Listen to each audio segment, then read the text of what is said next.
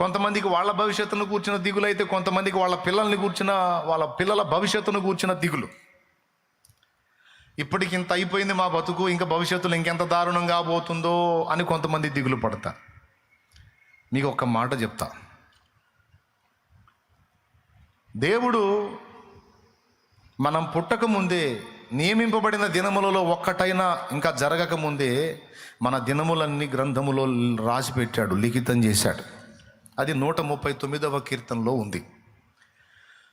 ఇందులో 2 విషయాలు గుర్తుపెట్టుకోవాలి. నంబర్ 1, పాపులమైన మనల్ని క్రీస్తులో ఏర్పరచుకోవటం అనేది ఒకటి, క్రీస్తులోనికి వచ్చిన మన భవిష్యత్తు 2.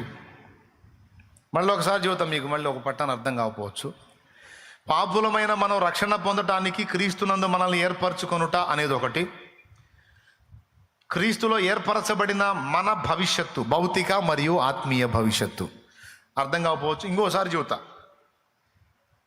ఏం ప్రాబ్లం, నష్టమేం లేదు, మీకు ఎక్కాలి మైండ్కి. అది మన రక్షణ అంటే మన నిత్య జీవాన్ని కూర్చున్నటువంటి భవిష్యత్ ప్రణాళిక ఒకటి. ఇంకా పచ్చిగా చెప్పాలంటే మనం సచ్చాక లేకపోతే రాకడలో ఎత్తబడ్డాక మన భవిష్యత్తును గూర్చిన ప్లాన్ లేదా ప్రణాళిక ఒకటి. 2వది, ఈ భూమి మీద మనం జీవించేంత జీవిత కాలంలో మనం ఎదుర్కొనే పోరాటాలు, శోధనలు, అవసరాలు, అక్కరలు, సమస్యలు, ఇది బాధలు, వాటికి సంబంధించినటువంటి సమాధానం. ఈ 2 ముందే ఆయన నిర్ణయించి అన్నీ ముందే సిద్ధపరిచి నిన్ను భూమి మీదికి రప్పించాడు. 3 సార్లు చెప్పా. ఇంక అర్థం కాకపోతే ఇక నీ కర్మ, నేను చెప్పలేను. అర్థమైతే స్తోత్రం చెప్పు. 2 భవిష్యత్తులను గూర్చి దేవుడు ముందే ప్రణాళికలు సిద్ధం చేసి కావలసిన వాటన్నిటిని ఏర్పరచి కూర్చున్నాడు. అకాయ్ అనాయ్, అనవసరంగా నువ్వు నేను మనం కలవరపడటమే.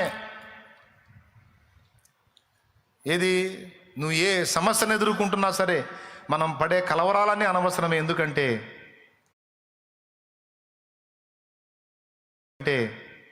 క్రీస్తు యేసునందు ఏర్పరచబడిన మనకి మరణానంతర జీవితమే కాదు, మరణానికి ముందున్న జీవితంలో కూడా కావలసిన వాటన్నిటికీ అన్ని ముందే సిద్ధపరచబడి ఉన్నాయి అనేది దేవుని వాక్యం.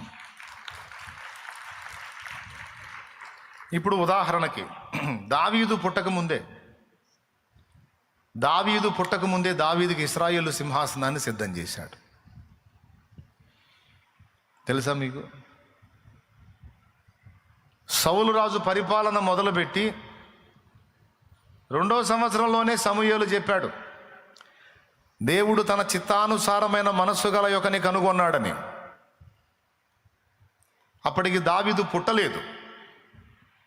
దావీదు పుట్టల, ఇంకా 8 ఏళ్ల తర్వాత పుడతాడు దావీదు.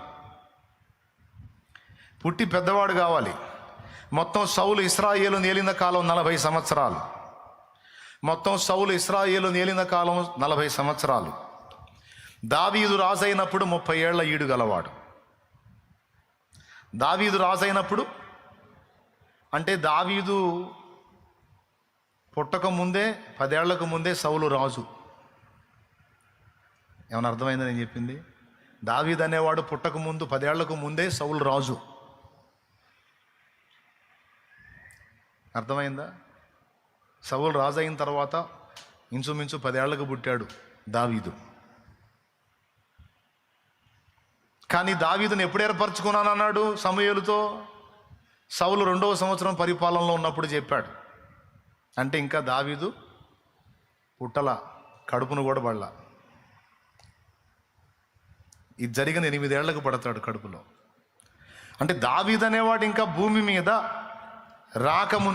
మీదకి రాకమునిపే ఇశ్రాయేలు సింహాసనాన్ని ముందే సిద్ధపరిచి పెట్టాడు దేవుడు.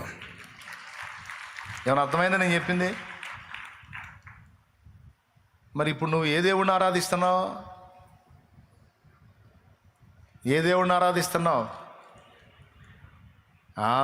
దావీదు ఏ దేవునికి సాగిలపడ్డాడో, సాష్టాంగపడ్డాడో, ప్రార్థన చేశాడో, మ్రొక్కాడో, ఆరాధించాడో, విశ్వసించాడో అదే దేవుని యందు ఇప్పుడు నువ్వు విశ్వాసం ఉంచావు. దావీదు దేవుడే నీ దేవుడు కూడా. ఇంకా చెప్పాలంటే అసలు ఉన్న దేవుడు ఆయనే, సత్యదేవుడు ఆయనే, నిత్య దేవుడు ఆయనే. ఆమేన్, ఆమేన్. మరి దావీదు రాకముందే మొత్తం ఫ్యూచర్ మొత్తాన్ని డిజైన్ చేసి పెట్టాడే. దావీదుకి ఎన్ని రకాల దాడులు ఎదురవుతాయో, ఆ దాడుల్లో దావీదుని ఎలా తప్పించాలో, ఎక్కడెక్కడ ఏ విధంగా అతను తప్పించబడటానికి సమయోచిత జ్ఞానం ఎలా ఇవ్వాలో మొత్తం డిజైన్ చేసి కూర్చున్నాడు కదా. మొత్తం ముందే చూస్తాడు, రాస్తాడు, అంత పక్కగా ఎక్కడదక్కడ ఫిక్స్ చేసి కూర్చుంటాడు. మళ్ళీ నాకేం సంబంధం లేదని కూర్చుంటాడు దేవుడు. అది